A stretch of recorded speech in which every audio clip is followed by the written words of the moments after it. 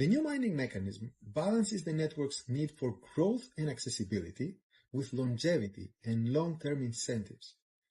Together, the new base mining rate effective on March 1st and the new mining mechanism effective today mark the first complete implementation of Pi Network's new token model and mining design, which is a major achievement in the mainnet phase.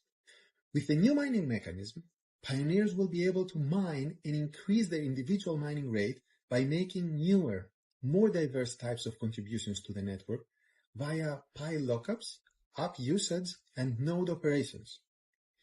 And keep in mind that, as mentioned in the new sections of the white paper, all formulas of the new mining are subject to some tuning.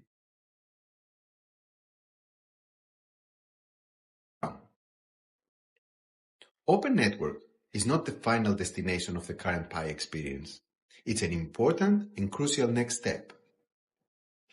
With this launch, many more utilities can come to life because Pi will be more seamlessly integrated into the real world. The possibilities are endless. Some utilities are currently blocked due to the enclosed phase, but with the open network, those utilities will be able to flourish. For instance, we can connect Pi apps with traditional mailing services for shipping goods, or more easily integrate with other established Web 2 and Web 3 networks. This is incredibly exciting for expanding the accessibility and adoption of Pi into the mainstream.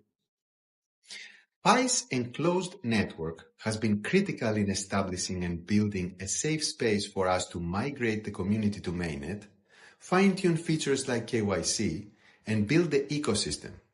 Since then, we've experienced incredible success and global support, and we're excited to see how much more we can grow as we open the network.